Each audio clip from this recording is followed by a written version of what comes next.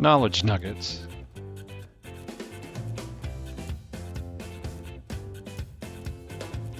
This is a knowledge nugget on composing test scenarios.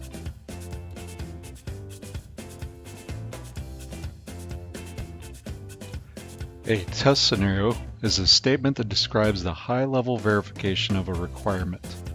In other words, a test scenario describes how a requirement will be tested and what the expected result should be.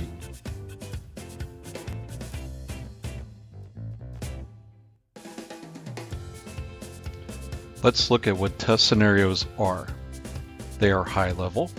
They are a statement that explains the expected result of an action. They could be positive, explaining what should happen, or negative, explaining what should not happen. They are used to break requirements down into statements that can then be used to compose detailed test cases.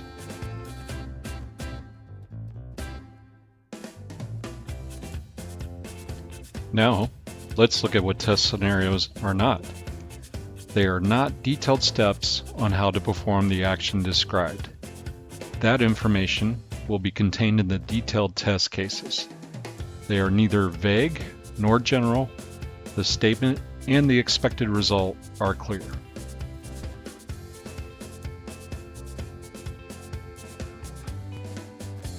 So, why do we need test scenarios?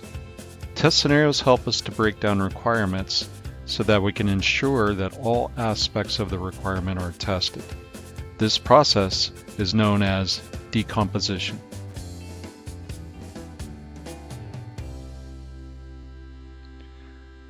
Decomposition is the process of decomposing or breaking down requirements into test scenarios. This helps the author to organize and plan their testing.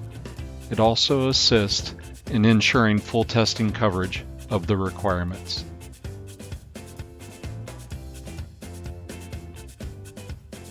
Some questions that the author should consider while composing test scenarios are: who will be using it? How should it work? How should it not work? What happens when it doesn't work? And are there any other ways that it could work? Sometimes, use cases are also included with the requirements. If so, they can be very helpful in composing test scenarios. What are use cases? Use cases are statements that describe the interaction of a person, sometimes referred to as a role or an actor, with the system to achieve a goal.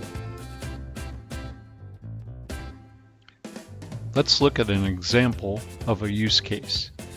For a specific product, I am a customer who wants to add my name, address, and phone number to the system so that I can be contacted.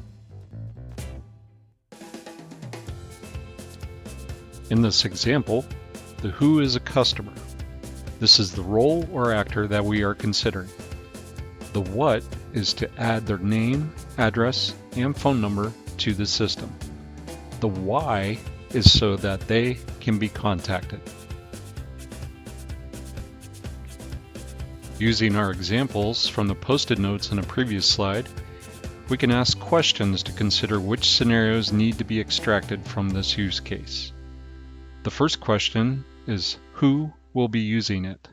For this use case, we can consider that a customer, a non-customer for negative scenarios, and a system administrator will be our roles or actors. Next, we should consider how should it work. For this use case, the customer should be able to add their name, address, and phone number to the system successfully. Then, that information should be successfully used to contact the customer.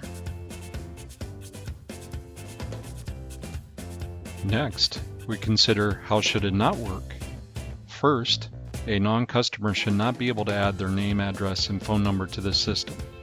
Second, a customer should not be contacted if their information is not in this system.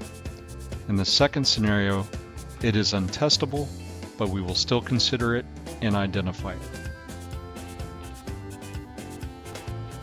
Next, we consider what happens when it doesn't work. This is an exception scenario. In these scenarios, we normally expect an exception or error message to display, explaining the error to the user and suggesting a corrective or alternative action.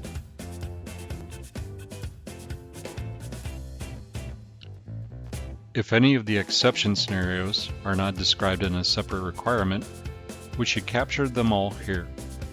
This could include invalid entries or selecting the wrong screen or browser icon.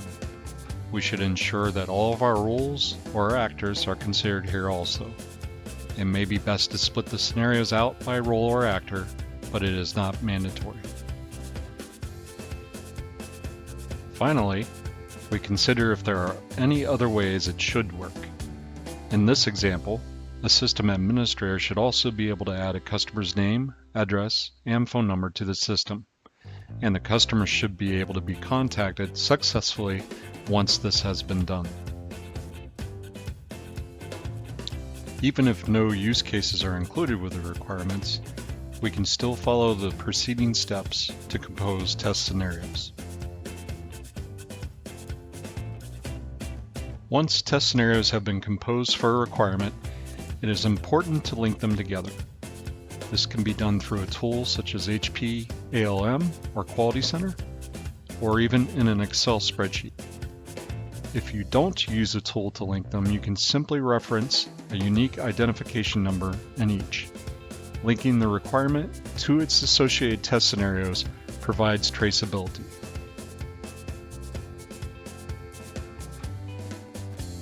Traceability is the ability to trace children back to their parent.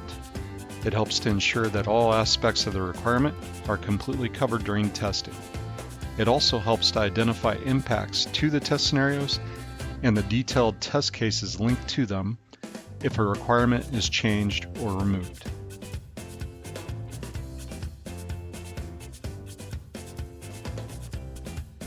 Once the test scenarios are complete, it's important to send them out for review by all stakeholders on the project.